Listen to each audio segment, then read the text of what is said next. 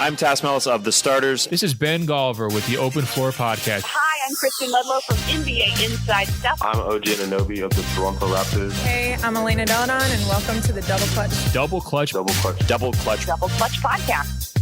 Hello there, guys, and welcome to the Double Clutch Podcast. I'm Joe Hulbert, and I'm joined by a good friend of mine and a draft connoisseur, draft analyst, my good friend Justin Hodges, all the way from Atlanta, Georgia. How's it going, Justin? I'm doing swell, my man. How about you? I'm good. I've got to admit, of all this is the fourth draft I've covered. This is the weakest class. I'm starting off on a negative note, but yeah, it's there's some players that are definitely worth talking about. I mean, what have you've probably been covering the draft a little bit longer than me. Is this one of the weaker draft classes you've seen? Yeah, in recent years, you can definitely say it has been. The past few years, we've been really spoiled with just some loaded draft classes, either drafts that went a legitimate 40 players deep or drafts that had legendary, top tiers.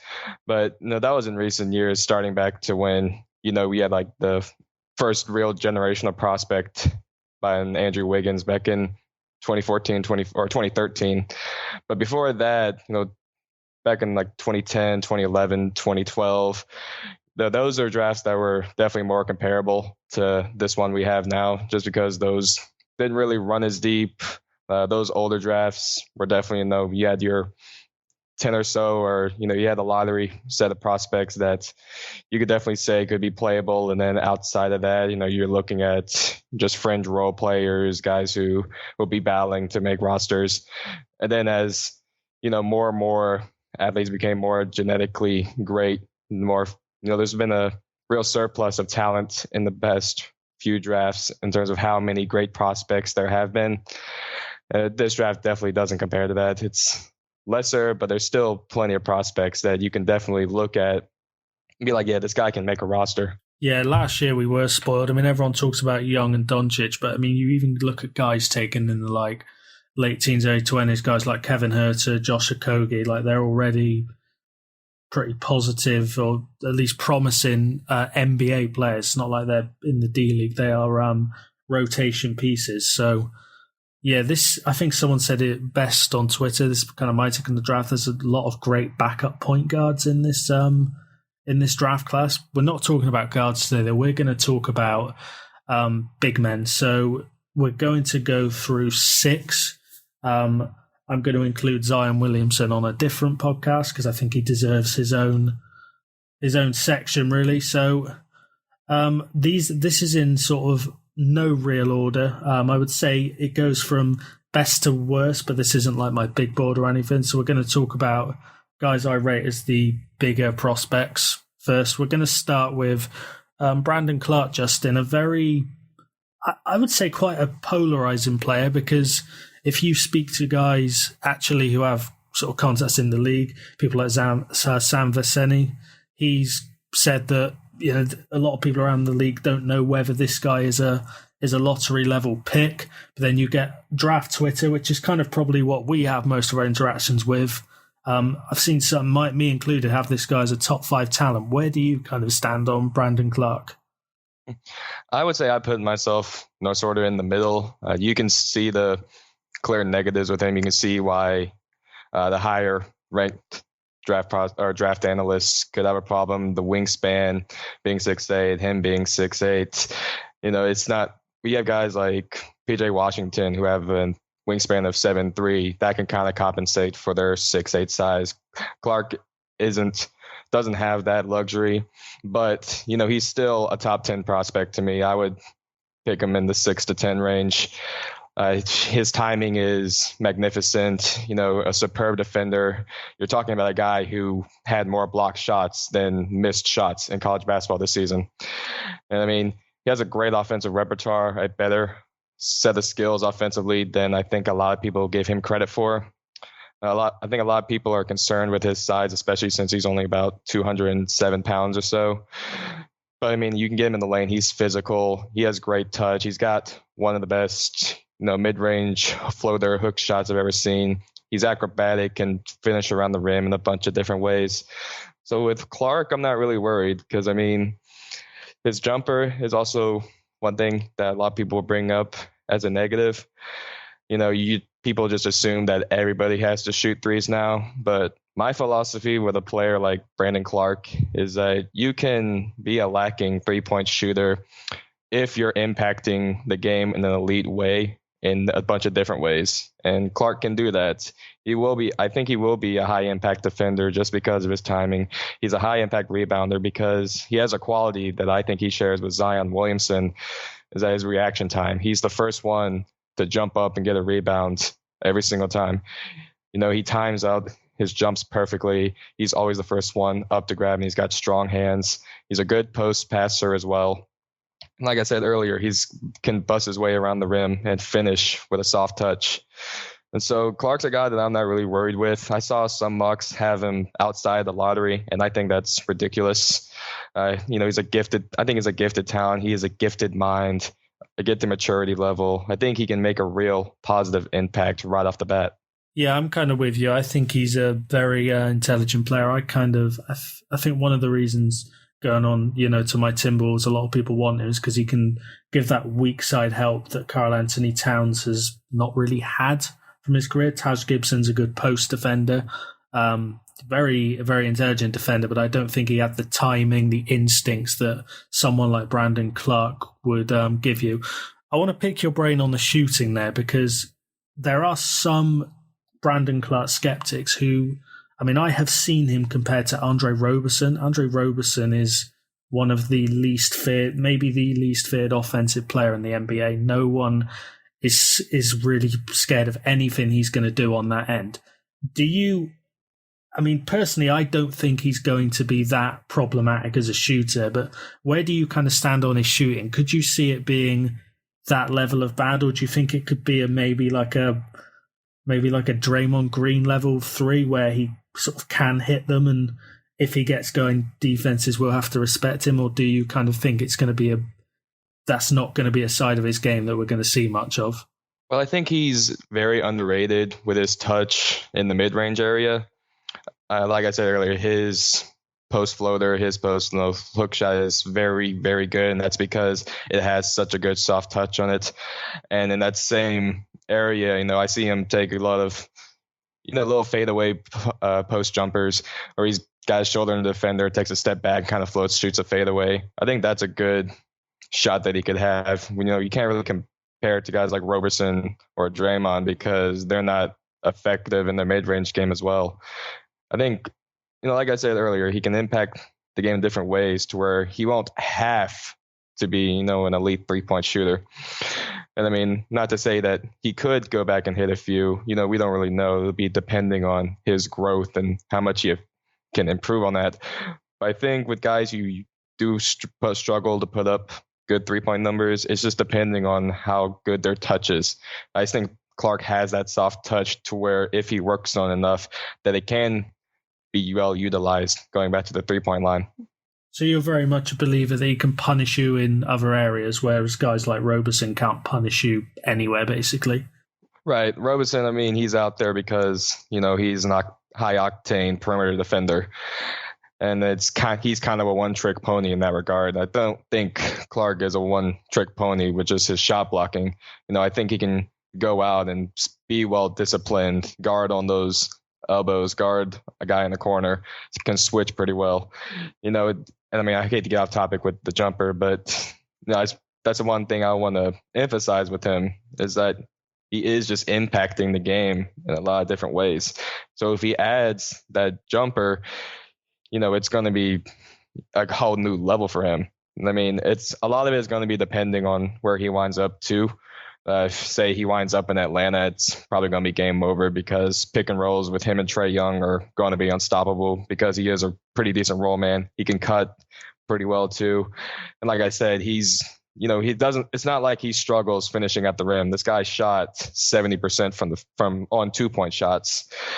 And like I said, he's got that post floater. He's good with reverse layups. He's good with taking his time. He's got a nice soft touch with just banging and getting close layups off the glass as well. And so he's got a good offensive repertoire. And I think that can open up a lot more things for him, depending on if he's got a good coaching staff and he's in an offense that's got a good enough scheme to where he can get those consistent good looks. Yeah, I think something that could be key with him is making sure. It's an iPhone. I'm not saying he couldn't play with a rim running center, but I think one of the things that will maximize this game is putting him alongside a more of a stretch kind of big. That's why I like his fits in Atlanta if you keep hold of Dwayne Dedmon, and also Minnesota because he'd be alongside someone like Karl Anthony Towns. Have you got any other fits off the top of your head that you kind of like for Brandon Clarke? I mean, from speaking to you before, I believe you kind of want him in Atlanta quite badly, and I think you've got a good chance of getting him because I don't see who before you is going to pick him. Right. I actually think, the Bulls, I mean, they'll probably pick a point guard because that's what they need. But I would, like him, even as a role player off the bench, that a little trio of him with Lauri Markkanen and Wendell Carter, who can do a bunch of different things, would be really interesting to see him work and see that trio of bigs work really well. Other fits, I mean, not really off the top of my head. You bring up Minnesota. I think it's an exceptional fit, like you said, because he can really help Towns with help defense. I think that's another very underrated part of his game, especially with the shot blocking. It's not that he's chasing blocks. He's making good decisions and playing good help defense on that. You can even look at a team like the Hornets, who could use a little bit of a difference maker down low. Marvin Williams just exercised his option and don't really have anyone battling around the rim like that. So it'd be interesting to see him, where he's got the entire post to operate. It'd be interesting to see him with a team that's kind of got a lot of other shooters, a team that, typically could run like a 5-out offense, and then just have him operate in the mid area on his own. Seeing him in like the key post area with a lot of space would be really interesting, just because, like I said, he can operate. He's got that post floater, but he can really create off the dribble as well. So it's just, he'll need a team with good spacing, and he'll be really good with a lot of off-ball movement around him. But then that's just why I think that's why I want him there, because Lloyd Pierce is so exceptional with, all those sets, and his impact in the double drag game, which we like to do a lot, would be a really interesting fit. Yeah, I think him and Dedmon in those double drag sets would just be, it just adds just an extra layer. It's Clark's decisive, his timing, and obviously, it's whether you kind of keep hold of Dedmon for the long term. But I think he's an exceptional fit. You've met with him in the draft. One last question I kind of want to go at you, and you did kind of touch on it in your last answer. You talked about how he needs a team with floor spacing. Let's say he goes to a team without floor spacing. Do you maybe think that they would maybe try and force the spot up 3 game that might not be there? The spot up 3 game for Clarke is all theoretical at the moment. He's got that good touch inside, but do you kind of think that if he went to a team with a more rim running big, say the Wizards with Thomas Bryant, do you think then they would kind of, maybe a team would mischaracterize him and sort of try and turn him into this stretch 4? The Wizards were the exact team I was going to bring up for that example, and I could definitely see it. A team like that is, they're going to want more spacing, and because, you're going to need a center to complement him with, because I don't see him, unless a team tries to experiment and put him at the 3, which I don't think would work out as well. You're going to need a center that's going to complement him, and Clarke in his essence is going to work around the rim a lot because he's where it's most effective. And I saw a lot of plays with Gonzaga last season where guys like Hachimura would be camped out around the rim, and even with a whole bunch of bodies around him, he'd still be able to finish with those bodies around him. It would be disappointing to see, but if he took that challenge, like I said, I think he could be a somewhat decent spot shooter, but that doesn't need to be the forefront of his game. So a team like Washington, or even a team like, say, Miami per se, if they were still keeping Hassan Whiteside, or even with Bam Adebayo with him, since he's not stretching the floor that much, it'd become pretty crammed, especially since those teams don't have the most reliable 3-point shooters as well. Teams could really collapse them against them and would kind of be buggy and messes everything up. So yeah, I could definitely see that, and it's obviously not optimal. You wouldn't want to see that with him because he wouldn't be utilized to his fullest potential. No, he's certainly a player I'm watching. I think he's at 4 on my big board, and we're going to now move on to a guy who I think is... I say I think, not because I've not memorised it, but because it is kind of just changing. Guys are moving down sort of 1 or 2 spots at the moment as I kind of finish my tape. We're going to go on to Goga Bitadze. He's a player who will be more familiar to our UK-based listeners because of his... because of the fact he plays over here. But Justin, before we podded, the word we both used to describe this guy was fluid. Could you kind of expand on that for everyone and sort of go through his strengths and why his fluidity is important and can maybe contribute to winning basketball in the NBA? Well, his fluidity is key because it makes him very dangerous in the screen roll game. A big part of the screen roll game with him is how those opposing defenders are reacting to him going towards the rim. And when he's that fluid, he's not worried about, he's not worried about, I guess not worried about messing up and not worried about like corralling the pass or, losing control of his body or, stumbling a bit going towards the rim. He's gone, like when he's got a straight line to the rim, he's getting there no problem. And he can operate around bigs as well. But the fluidity also goes into how he finishes around the rim. He can finish contorted layups, awkward layups. A couple times when he's underneath the rim, he's still able to flick up a left-handed layup with ease, a good left-handed finger roll. I think he's very fluid with his offhand as well as he is with his right hand. I honestly think this guy is the top center in the class, and I think just looking at him, watching him play, he's a perfect mold for a modern center. That three-point shot is very, very reliable. When it comes to defense, he can move extremely well. That fluidity that we talked about, it's one thing on offense, but watching him on the perimeter, he's very fluid in how he's able to move with opposing ball handlers. Even if he switched on a point guard, guy who's driving to the rim, he's able to move, keep his hip on him and make a play. His shot blocking is very tremendous. I don't think it's the best in the class. I would give that nod to Brandon Clark, but he's a very highly effective rim protector, especially with that size. You're talking about, I think he's 6'11", 7 foot, 250 plus, and I think he's still got a good amount of room to fill out with his body. The screen roll game I brought up earlier, his jumper is going to make the screen and pop game very effective with him too. This guy just does a whole lot of different things, and just look at him. This guy just looks like an NBA player. He looks like a polished professional. That's why I'm so high on him. The fluidity is a big part of that because it's effortless for the most part.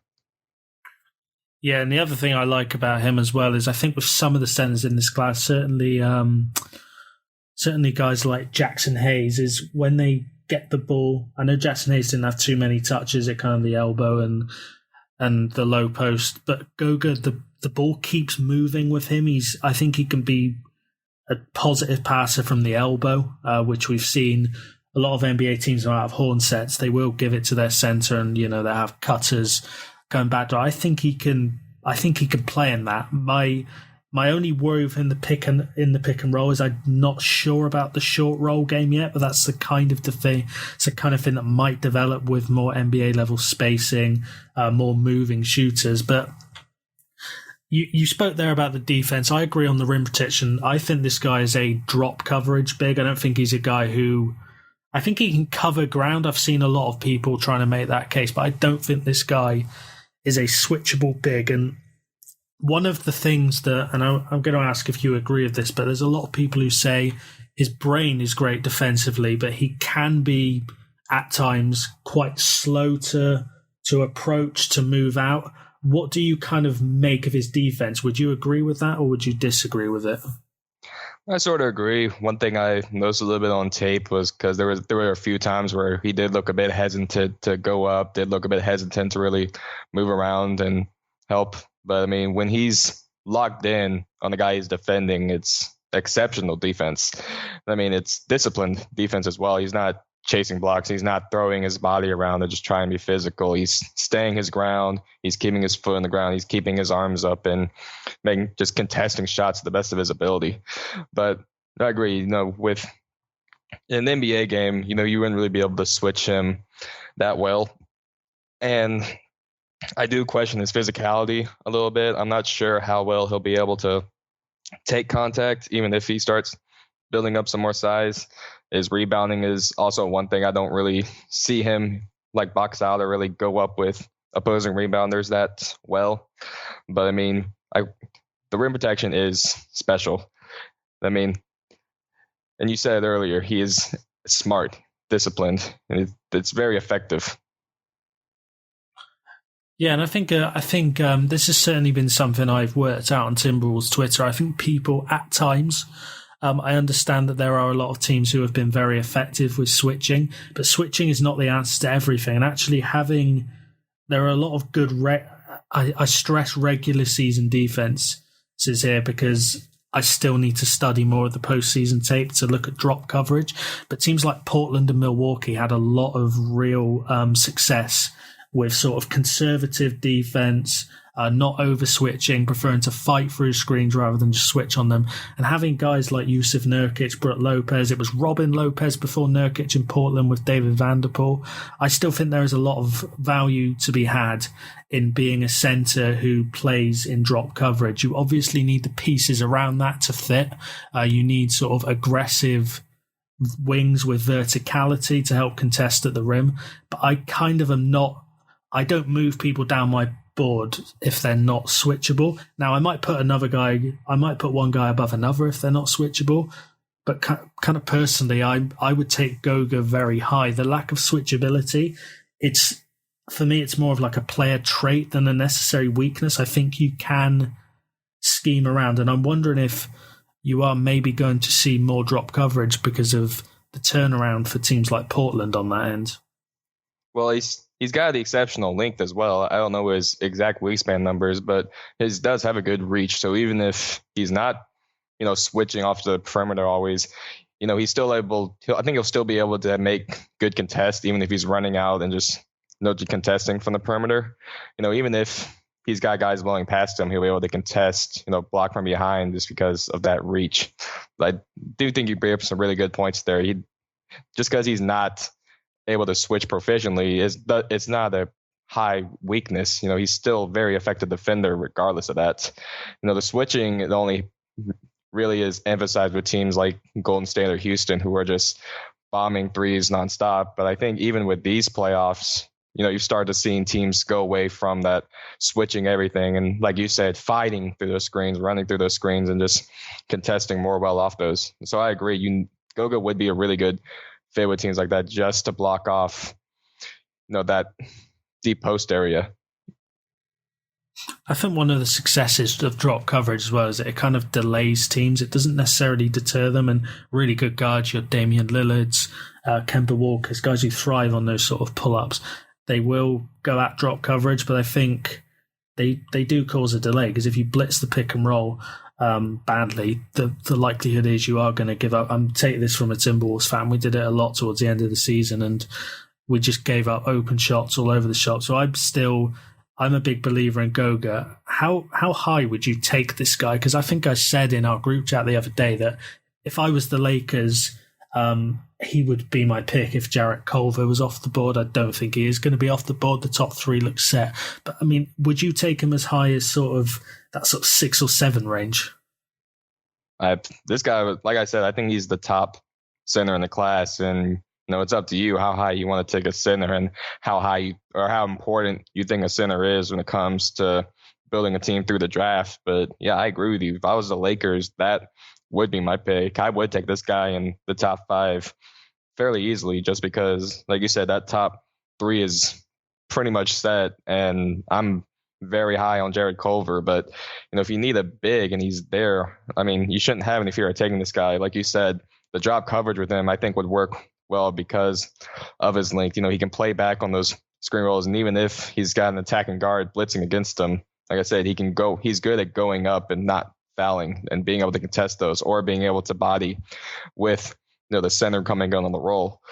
And I mean, that just goes along with everything else he does. Like I said, I think he's a perfect mold for a modern center, just because that 3-point shot and the offensive versatility and that fluidity. I would take him in the top 5 pretty easily. Even if you look at a team like the Cavs at 5, don't really know who they're going to pick. Maybe they trade back, but if they keep that pick, that could be a very good complementary piece with Colin Sexton and with a guy like Kevin Love to kind of mentor him if he's still there, or even Phoenix. It might work decently well alongside DeAndre Ayton if you think that those guys can, play like not a stretch four, but if Goga can play on the 4, use his 3-point shot to be a factor out there defensively, I think that fit works really well. So I don't have any issue taking this guy in the top 5. No, I don't either. I'm a really, really big fan. He was actually, I usually do 2 mocks, one picks I would make and picks I think will happen. And if I was doing the picks I would make, he would be my guy for the Lakers. I think he's just the type of player that, again, he contributes to winning offensive basketball. The ball doesn't stop. He's quick to get rid of it if nothing's open. And I'm a big believer in this guy. It's clear that's probably our draft crush. We're going to move on to the draft crush of NBA Twitter. A lot of my favorite analysts have Grant Williams, forward from Tennessee, in their top 5, top 10. But I lean on Sam Vecenie a lot because I think he's relatively well connected as an NBA draft guy. But he has said that there is a real possibility Grant Williams does not make it, does not get selected in the first round. There's a question over whether he might have size problems and athleticism problems in the league. Justin, I'm a big fan of Grant Williams' intelligence and just we spoke about timing earlier with Brandon Clark. Grant Williams is usually in the right place, and if he's not far off being in the right place. What do you make of this prospect, and why do you maybe think that the league isn't, that sort of analysts are higher on him than the league is? Well, exactly what you just brought up, his intelligence. I think when it comes to his IQ, this is probably the smartest guy of this bunch that we're talking about.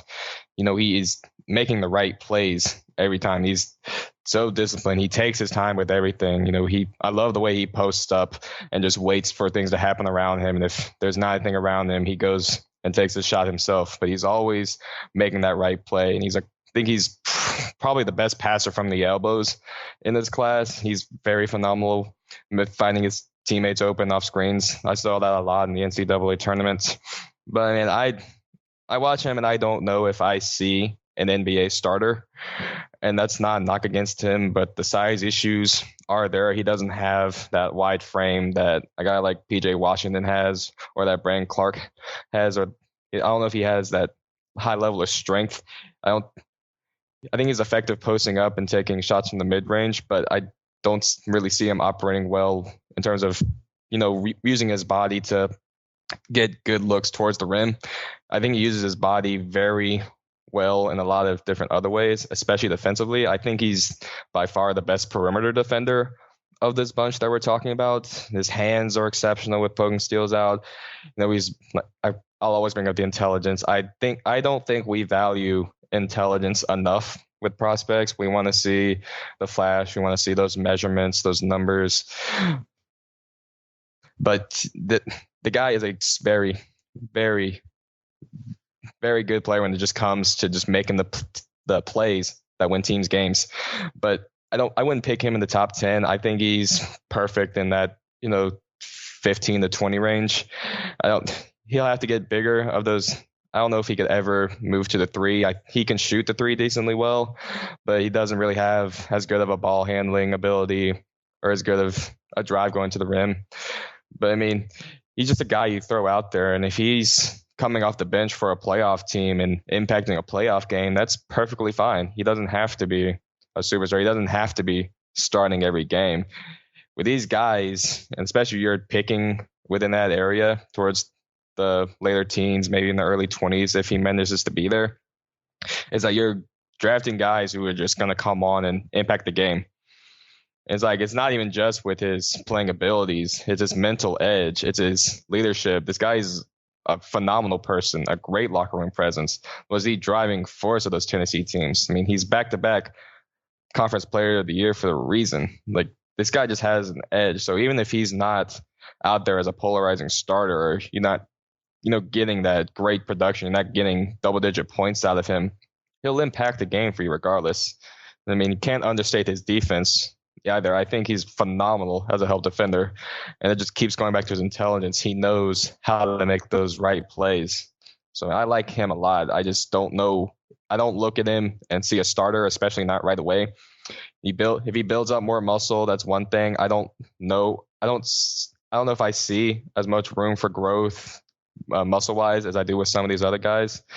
But you can't understate that intelligence, that mental edge. That's going to keep him in the league, even if it's just as a role player. Yeah, I think we're kind of on the same page. I think the people who have in the top 5 are banking on that sort of physicality not being a problem. But my main issue with him is, I think offensively his value is his work at the post, at the elbow. He's a good passer, but my kind of worry is in the NBA he's for me I've had disagreements with people over this. I worry about that first step and that self creation. I think he's got some nice post moves. I do have some worries about him sort of driving to the basket, and there were a couple of occasions last year where, I mean, I know Rick Barnes, am I right in saying he's not a very sort of highly rated college coach, or am I wide of the mark there? He's good in that essence, just he gets a team to come together, and that Tennessee team had incredible chemistry, but he has the same struggles as other college coaches where there's just not really that many offensive sets. I do agree with you in the fact that he's not much of a driver. He's not really blowing by defenders. He's dribbling, taking steps in, and then going right into a post up. He'll take a step in, and then he's going right to putting his back to the defender, and that's what he's doing just about every single time. That's where he's making his plays from. Yeah, and that's really what I noticed on tape. There were a couple of times where he would kind of get what I believe to be a spot up 3, and he would pass it up, and he would kind of try and drive into the paint, and he would then end up with a pull-up jumper. Now, I don't know whether this was because he knew his shooting, maybe sort of thought he had these shooting limitations, but I was worried when I saw that, because all the defense had to do was basically sort of play that sort of strong side 5-man wall around the paint, and there were occasions where I kind of felt he was dribbling into those shots. I wonder if he's going to be a bench player early on. I would imagine if he gets a creative coach, a Greg Popovich or someone like that, a playoff level coach, I'm wondering if they're going to get him at the elbow and sort of have cutters and shooters and off-ball guys around him. But my worry is, can he punish people one-on-one enough to justify that usage? Right, and I don't think he has really that go-to offensive move either. Most of the time when he is taking his own shot, working from those elbows, it's a contested pull-up mid-range jumper, as you said. And I've seen some of those same instances that you brought up as well, passing up that 3 and then trying to force that way closer to the rim, which just was not very effective. Saw it a bit in the NCAA tournament as well. Like with Brandon Clark, I brought up how effective his floater is in the mid-range area. And like the fact that he's able to really contort himself and finish off glass effectively. I don't think Grant Williams has that nearly to the same effect. He doesn't have that offensive repertoire. He's not really as gifted on that end. He'll make the open threes. I don't know how well he shot from that area, but I know he does hit them. But in San Antonio would probably be my best fit, just because you look at him and he's kind of reminiscent of a Spurs player. He definitely need a creative coach, but like you said, I don't know if he'd be able to consistently make teams pay, because I don't think he has that spin off the shoulder of a defender and hit that post floater, or muscle his way in and make a contested shot off glass through 3 people. I don't think he has that to him, and those shots that he is good at taking oftentimes aren't really effective shots, especially not in today's NBA. No, there are kind of like a handful of players you want taking those shots. I mean, LaMarcus Aldridge, who if he went to the Spurs he'd be playing with, is one of those guys who's got that sort of signature fadeaway, and you're kind of okay with him taking them. But my worry is can Grant Williams develop? 32% 3-point shooter this year. He was 37% in his rookie year, albeit on a smaller sample size, but I'm not kind of buying into him as this potential stretch for. I mean, because it's a weaker strat, I think I've probably got him in that sort of 10 to 15 range, but I'm not as high on him and everyone else for those concerns we just outlined. Whereas, he will get those elbow touches, but in the NBA, you've either got to be able to have that sort of Nikola Jokic step back, or you've got to be able to just absolutely blow past them and get to the rim. And I've got concerns over whether he can do that. But he doesn't really play like much of a stretch four either, so that would really be a forced role for him, because I don't think he can be fully utilized as a guy where his forefront is 3-point shooting, because he's mostly reluctant to take those shots. His go-to bread and butter on offense is just working from those elbows, working from those in that post area, and it's you don't really there's not much room for him to really be effective offensively, and I don't want to say he's peaked as a prospect, but I don't know how much room he has to grow with his offensive capabilities. I mean, you'll give him the benefit of the doubt. Obviously, if he works hard and improves, then he does, and he'll prove us all wrong. But with what we've seen now, I just don't know how much better he can get with his offensive repertoire. I mean, you'll have to work him in and just hope that his other parts of his game, his passing, his help, defense will be enough to really keep him around. But you don't really see him as a go-to offensive guy, especially without a signature move, like you said. No, I'm with you. I think he's smart, but I do kind of worry about that power side of his game. Hi guys, it's Matt here, and we're just going to take a quick time out from Joe Hulbert's NBA Draft Special to tell you about our friends over at NBAstore.eu. NBAstore.eu is Europe's official NBA online store, and it has everything you need to rep your team, and Double Clutch has partnered with them to bring you this amazing offer. Our listeners get 15% off orders with code DCPOD15. So just apply the code at a checkout and a £72 Swingman jersey can be yours for just £61.20.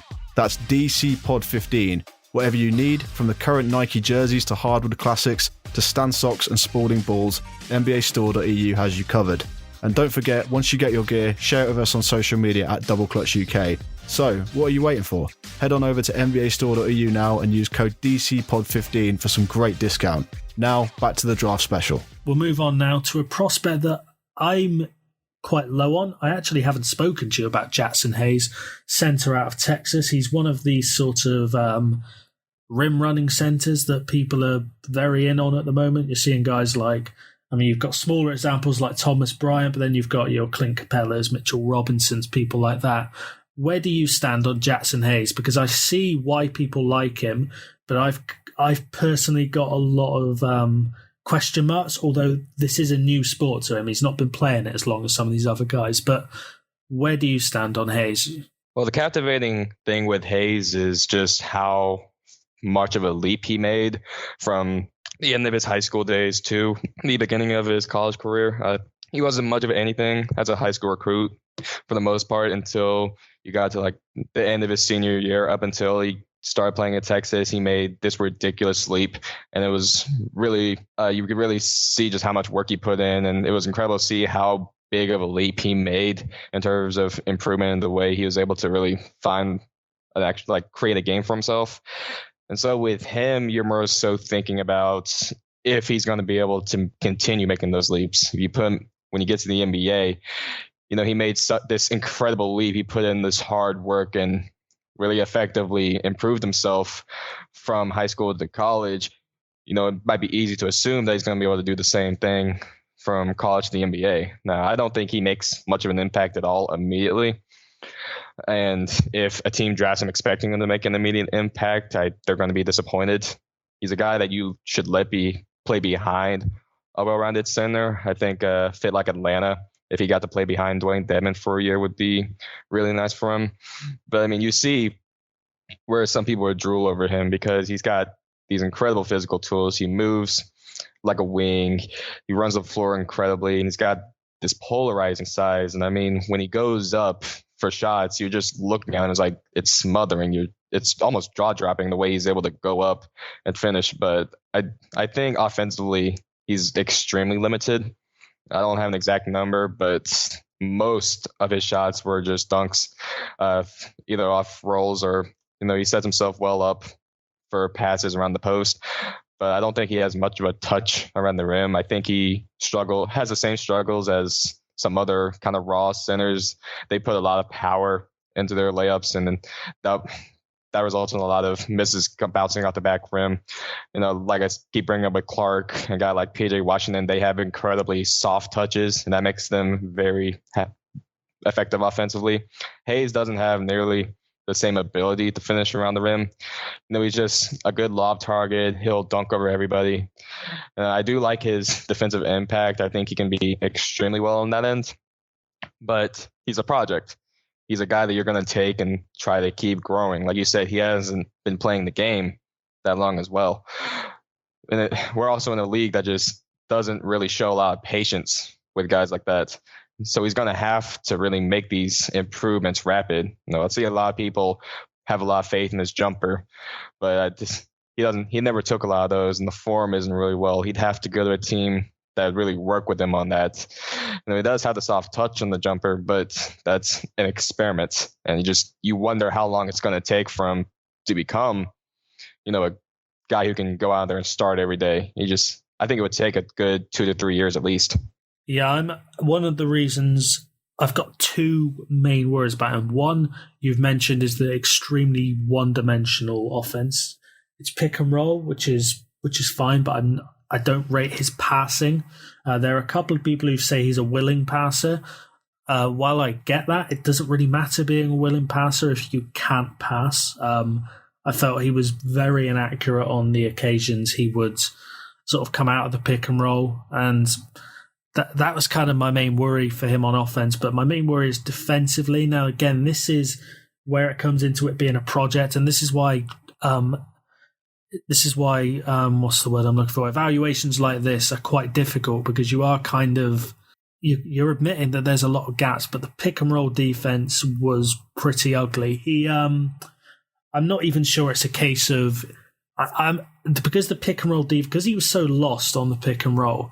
I don't know whether it's that he's not got the footwork, whether he can't come and meet the guard, or whether he just doesn't know where to be. Because he was so lost, I don't know what his limitations are, and whether, because I spoke about Goga, we kind of know he's probably going to have to be a drop big in pick and roll schemes. With Hayes, I don't know what you do with him, because he just did not look comfortable at all.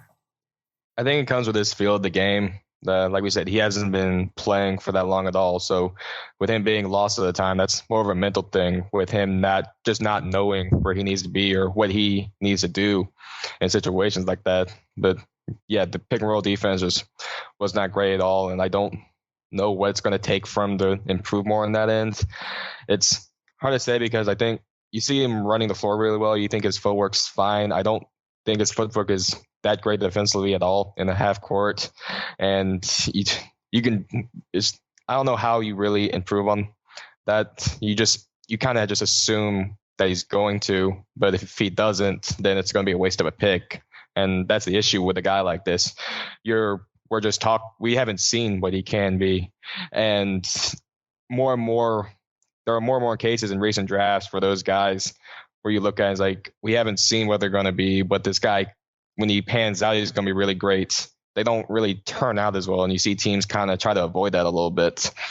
And so it's definitely worrisome with him, because in an NBA game, I just don't know how playable he'll be right off the bat. And if he's on the bench not able to get a lot of minutes, then the team and the fans start to lose faith in them, and you'll have to stick with this guy, but it might take a while for him to be able to be playable, especially in say a hypothetical playoff series.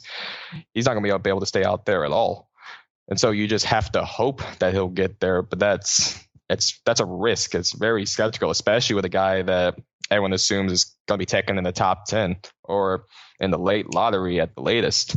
Yeah, if I'm an NBA team, I don't see kind of who takes this guy. Because if you're picking in that sort of 11 to 16 range, theoretically, you're not too far off the playoffs. So if those teams are trying, I certainly believe that the Timberwolves, Heat, and Hornets are trying to make the playoffs, just based on the types of rosters they've got, the payrolls they've got.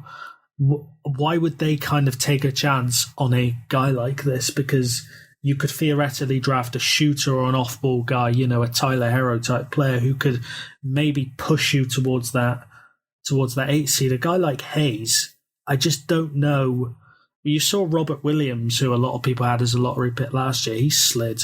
And I was much higher on him than I am on Hayes. There are so many question marks, and I think I mean, it's pretty obvious I have worries, but I don't, with a lot of prospects I don't like. I can understand where people are coming from, but I think with this guy, it's a lot of guess game. It's a great point you brought up. Those teams in the area that he's picking are going to want an immediate impact guy.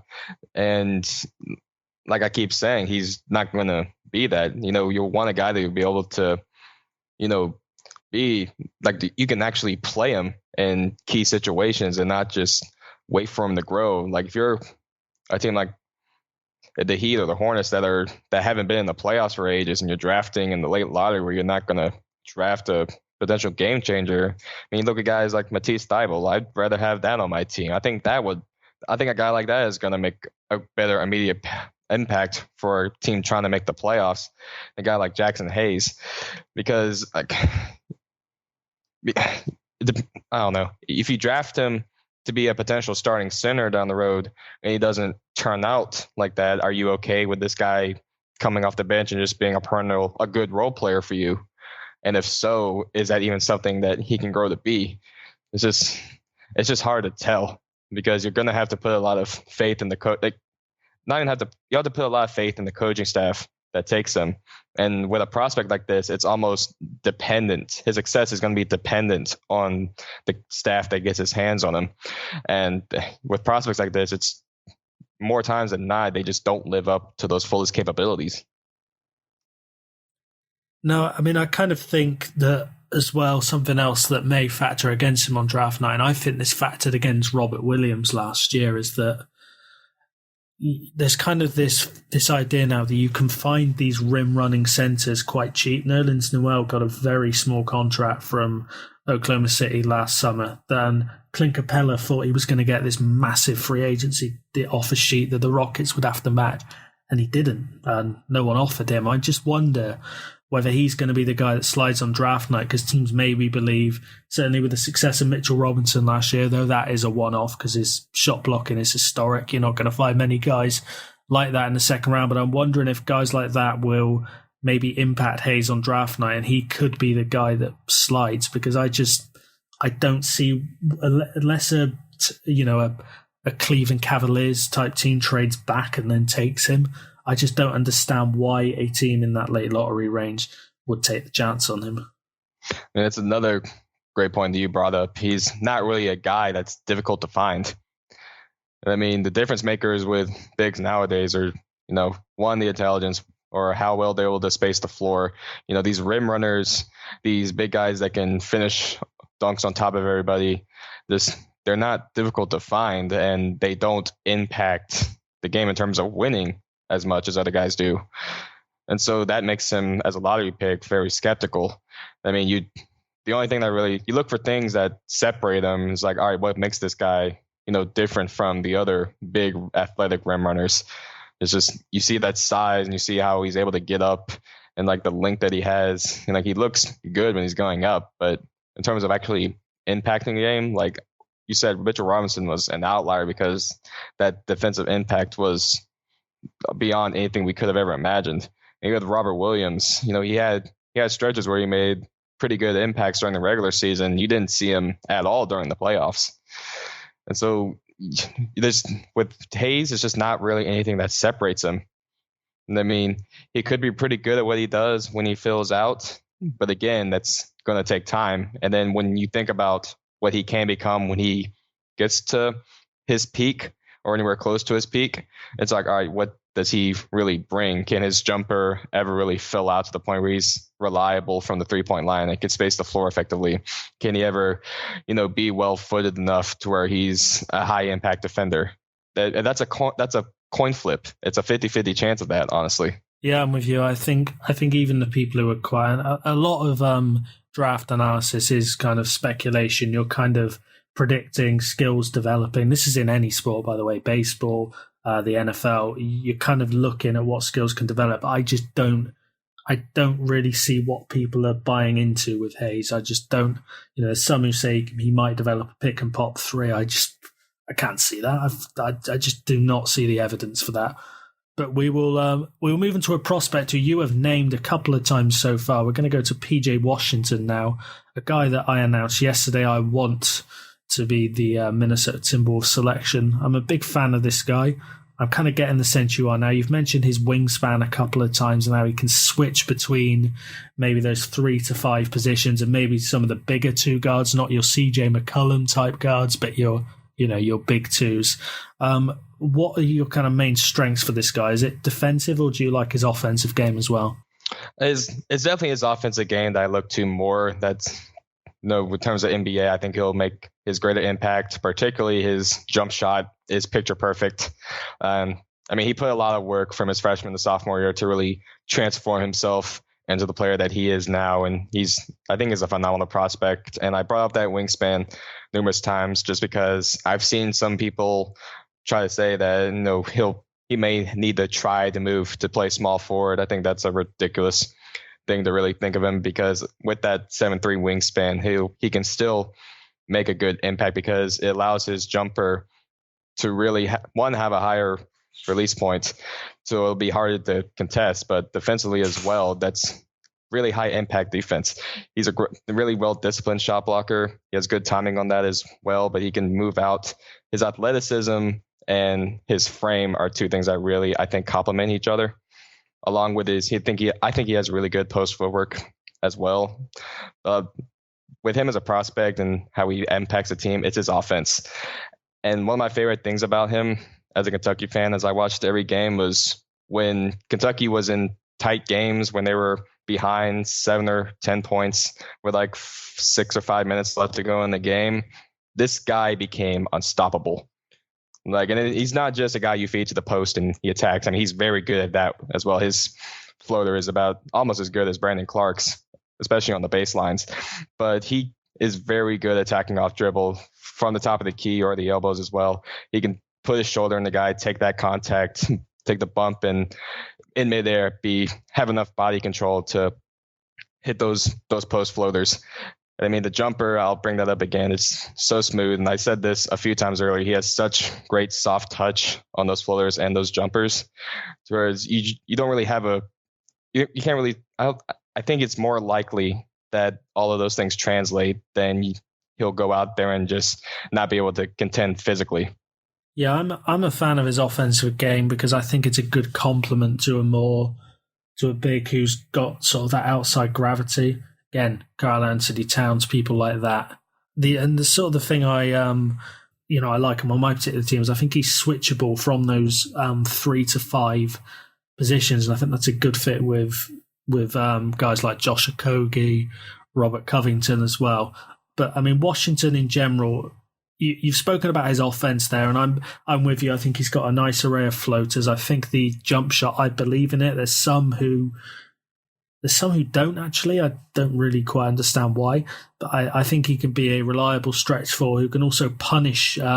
He can punish mismatches. I think if teams go small, which a lot of the sort of worst teams do try and do, I think he can just slaughter those smaller fours that will come up. He will bat them down the post. He can attack mismatches, but the defense is where I do have some worries. I think he's definitely got the frame for it, but the off-ball lapses were poor. And something else I noticed as well is on the perimeter, the stance he took up was a bit odd. He didn't get down low enough, in my opinion, and it just meant that there were times when he was quite easy to get past, which shouldn't be the case.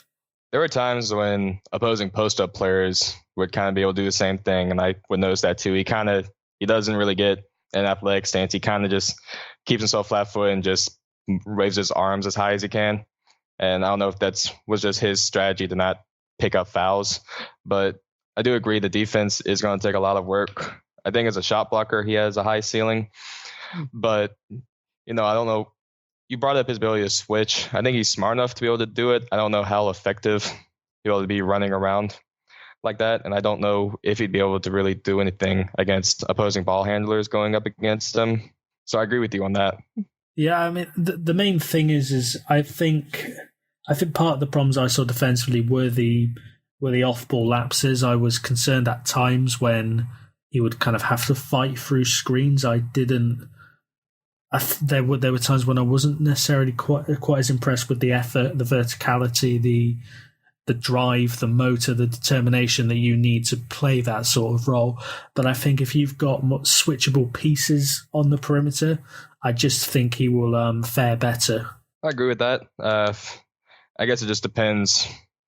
The off-ball issues, I guess it's difficult to really tell how to improve on that because it's either you're struggling off-ball because you don't know your assignments or you don't really have enough awareness to really know what's going on around you, or you're just not fighting through those baseline or elbow screens enough to really keep on with your guy. But I guess it depends on if those defensive struggles outweigh his offensive proficiency. Like he said, against small ball lineups, I completely agree. He'd be able to obliterate, smaller forwards that would try to go up against him because he's got that frame and that strength.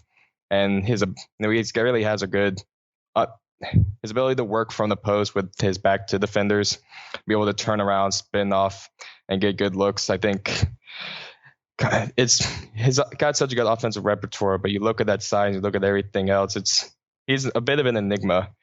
I look at teams like Charlotte and Miami could really utilize him really well. Washington, the Wizards could really work with him decently well, and you talk about how you really want him on Minnesota. I actually want to know, how do you think him and Towns could really complement each other? I think the defense. I mean, the thing that's hard to judge about Cat's defense is he's been playing in an outdated scheme that's not really fit for the purpose. A strong side defense that puts a 5-man wall around the paint, and there were lapses. But I think what I like about him is I think if we get quite a lot of switches on Cat from 4 to 5.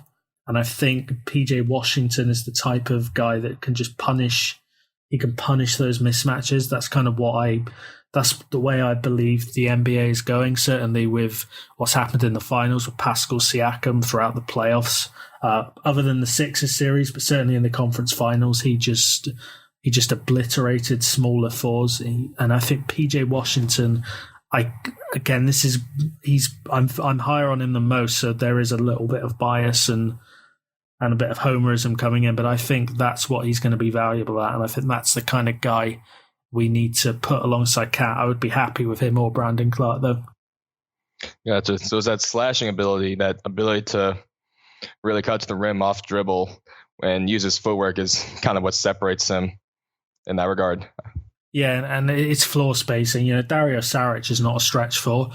He can shoot there, but his strength is his playmaking from the 4 position, which is why I don't believe in the fit, and I still prefer Taj Gibson at the 4 to Saric, despite what the on-off numbers may say. I think Washington is the guy that we have been looking for to put alongside Cat. Right, and like I said earlier, that his jumper it looks so beautiful, and I brought up how good of a shooter Goga Batiste is. It makes me wonder. I think those would be my 2 guys in terms of, how proficient they are on offense and how much better or how much of an impact they make on offense. I wonder which one has a higher ceiling of just when you throw them out there, just offensive scoring threat is just. I wonder which one could be, I guess, viewed upon as better down the road. Yeah, they're both the type of players that the word I keep coming back to is fluidity. There's some bigs who I think in this draft class I get the sense with Hayes, I think the ball can stop with them if you can take away that roll game, whereas with these guys, I just don't think that. I think they contribute to a fluid, and they'll be a big part of offensive sets. Right. And I mentioned earlier, PJ's got really that mental edge too, because he doesn't waver when the moment is biggest on him. He's almost always pulling through and almost always, pulling through and making those big shots when the team makes them most. That's what I love most about him. And it was the biggest improvement that he made from freshman to sophomore year. Like, you obviously the size, he filled out a lot more and he changed the mechanics on his jumper. But when he was a freshman, there were times where he didn't look like he wanted to be out there because the moment was becoming too much. And then he really just hunkered down and just change his mental fortitude completely. And it was an incredible thing to see as a fan and just viewing him as becoming an NBA player, because he made such a huge jump as a guy who would maybe get picked in the 40s to now we're talking about this guy as possibly the most offensive gifted big in his class. Yeah, I've just been very impressed with him. The tape was very good. And I don't understand why people have guys like Hayes above him. I don't understand why you would bank on a ceiling that kind of might not happen over a guy where you can see what he can do and you can see growth. You know, we spoke about Grant Williams and how we kind of both think he is what he is. I think he has peaked. I think there's more to come from Washington. I really think he can be a stretch four that causes problems as a shooter, but as a matchup guy. That is why I'm big on him and why he's knocking on the door of my top 5. How high would you take him? I've said a few times, if Atlanta wound up picking him at 8, I'd be, or 8 or 10, I'd be perfectly happy. It really just depends on what your team needs. I'm looking at the teams now. I mean, teams like Phoenix, Washington, like you said, Minnesota, Charlotte, all those guys could really use, a very versatile 4 like that. I don't know if I would think about taking him as high as 5 or 6, but I think if he was be picked, at 8 to 10 or anywhere in that range or anywhere to the close to the end of the lottery, I feel would be best suited for him. If he were to fall outside of the lottery close to 20s, I'd be very surprised just because of everything you'd be saying, but I'd have no issue taking him in the top 10 at all. No, I wouldn't either. I don't think we'll pick him. I think he'll go in that sort of Charlotte Hornets, Miami Heat range. I think he's a good fit with both of those teams who need a guy who can be that shot creator from the front court. I think both teams miss that. But we'll move on now to the most unknown, I would say the most unknown prospect in the draft of the guys projected to potentially be lottery picks. Sekou Doumbouya, he's Guinean, although I believe he's going to play for France, because France have those colonial links where they will take, like Zinedine Zidane quite famously from Algeria. So they've got those links as well. Doumbouya, he's 18. He's 6'9", which is not actually as big as some of the guys I'm going to talk about in the Wings podcast, but he's 18, so he could theoretically grow even more. The tape for Doumbouya is quite hard to find. He's not played anywhere near as many games as some of the guys we've talked about. But what have you kind of made of what you saw on the tape? It's really difficult to say. When I first started watching him, I saw a guy who, I could see some like a good, put him at the 4 sort of as a tweener, be able to work with the ball in his hands, go to the rim and shoot threes. I almost wanted to make a Pascal Siakam comparison because I could kind of see the kind of link that he had and the things that he was able to do. But when I really thought more about that and started watching more tape, I don't think he could be anywhere near as good with the ball in his hands going towards the rim as a guy like Pascal could.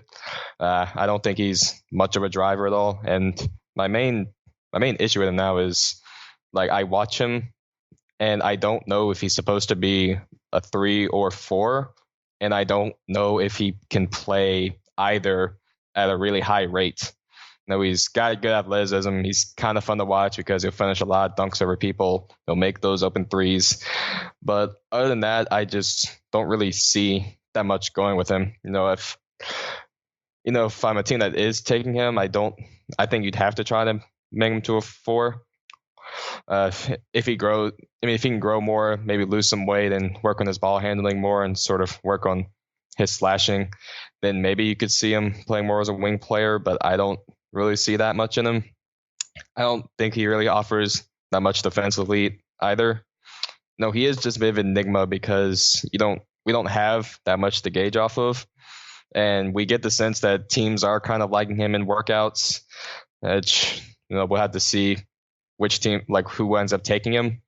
But he's another one of those guys that I think is going to have to be dependent on the coaching staff that gets him. And those guys are really going to have to form him into what he is. But based on what I've seen on his overseas tape, the way he plays over there, I don't think he could be much of anything in the NBA. Maybe bring him off the bench for maybe be a good rotational piece, but I don't see anything further than that. I kind of get where you're coming from about the sort of positional thing. I think what people are banking on with him, and it's kind of what I spoke about PJ Washington, it's mismatches. I think if you have guys who can attack mismatches, you are essentially dictating the way the lineups that the other team are going to have to play against you. But while Washington has a lot of tape you can use to back yourself up, Doumbouya doesn't. His early tape, I'm being a bit harsh on an 18-year-old who's not even 19 for another 6 months, but the early tape was dreadful. Like, he just did not look. He grew up playing football, but he's too big. You can't be a 6'10" footballer. It just does not happen. There's very few of them who've ever made it, but he's not been playing basketball for that long, but he looked lost on the court. We spoke about it earlier with Jackson Hayes, where he didn't know the right positions to be in. And a lot of what he did was kind of what I would call the spectacular, which I believe you spoke about earlier with how people look for that in a prospect rather than fundamentally sound guys. He's got some nice fadeaway jumpers. I do believe in the three-point jump shot. I think I like the mechanics. I like the high release he gets on it. But there's just so much unknowns, and it's really kind of hard to decipher. I rate him as a driver. I think he can be that guy who makes the most of the opportunities he gets, but the decision making, which is not surprising for an 18-year-old, is dreadful. Even some of the fadeaway shots he made, they were with 15 seconds on the shot clock. That's not a good shot. I don't care who you are. You've got to move the ball. Maybe if you're up against a guard or whatever, fine, but they're not good shots. And I came away, I think in a weak draft, I think guys like this float to the top. I don't think he would have been a first-round talent last year, but he's a guy, he's kind of a guy that I think someone like the Charlotte Hornets is going to take and just hope for the best. Yeah, I agree. Agree with basically everything you said. The decision-making, like you said, doesn't seem really up to par with anyone else we brought up. And like you said, I also do believe in this three-point jumper, but I don't know if he could make that same shot with a defender in his face or coming off a screen or anything. So it's just really hard to say. Like, you'll just have to hope that he'll be able to grow into something better than what we saw. But with drafts nowadays, when you're looking at guys who are going to be difference makers in the NBA, I think we're seeing more and more successful prospects are guys who did what they were able to do in college, be able to do those same things in the NBA with just major improvements in specific areas. But a guy like Doumbouya, the way he plays over there, it won't be able to translate if he doesn't make those changes that are needed. No, I mean, I think he's the kind of player that, and this is really cliche, the term boom or bust is thrown around all the time. I've not seen, I follow the NFL, as you know. I've not seen a more boom or bust prospect than this. It would not surprise me if in 4 years he's this mismatch guy who is just shredding people, getting to the rim and opening everything up for everyone. And it wouldn't surprise me if he was like the eighth man on the Austin Toros. I do not know what to make of him, and it's not great for analysis because it's so hard to look at the tape and predict whether those fadeaways are going to be what he is, or whether the flashes he's shown where he'll sort of come off a Spain PNR and he'll take someone down low and just get to the rim in 2 steps. It's almost impossible to kind of make a sense of this guy. And I think this is where draft analysis is hard and why, it's really difficult to scout these young prospects, especially from these sort of lower French teams. Right, and you kind of brought this up earlier when we were talking about PJ and how anyone could have a guy like Jackson Hayes over him. And I've seen some big boards that have had Sekou over PJ as well. I almost think there's a stigma that bigs, those power forwards, they need to have that height and that size. And I think it's going to take a few more years for really the whole draft culture to really accept that you don't have to be 6'10" or 6'11" or 6'9", Doumbouya's case, to be effective down low or effective around the rim. It's just that height doesn't really matter in these cases. You got to really think about what difference those couple of inches really make versus, how it truly impacts their game. And it's just, like you said, if he does reach limits, I think the sky is a limit for him because he does have good off dribble ability, and I think he can finish over people. And you were talking about attacking mismatches earlier, and I think he's a guy, if he fills out well enough, could be able to attack mismatches really well. But again, just we have nothing on tape that is really signifying that. You're just hoping that's going to happen. And so I don't know. If I'm like you said, I don't think he would be a first round pick in any of the past recent drafts that we've had. And we were talking about, those teams in the late lottery range that, haven't been in the playoffs for a while and are just doing whatever they can to try and make the playoffs. Is Sekou a guy that you bring on and is really going to help you take a few steps closer to the playoffs right away or even in a couple years? I personally don't see it at all. No, I think he's a stash guy in that kind of... I might be wrong. He may go in the lottery. But I think he's the kind of guy you take in that 20 to 25 range and you stash overseas if he wants to do that, because the thing that worries me most, and again, I know he's 18 and he's only been playing the sport. I read his story. I believe his first time he picked up a basketball was when he was 13, when they basically said, yeah, you're too tall to play football. But the thing that worries me is he turns it over a lot, and it's not like he's trying anything spectacular. He is just trying to drive to the paint from the corner. I think if you're turning it over on those kinds of plays, that's a big red flag to me if you're scouting him. Even though there's a very small sample size, his tape, the turnovers for me show a lack of feel for the game, and the fact that he may rely too much on that physical talent. He's bigger than the majority of... He's bigger than anyone his age in France. He's bigger than a lot of the fours and threes that he ends up attacking as well. Well, the football thing is interesting because when I watch him, it's almost like his attitude in the court is reflective of a football player. He's got aggressiveness. He's always trying to, dunk and posterize everybody's coming across.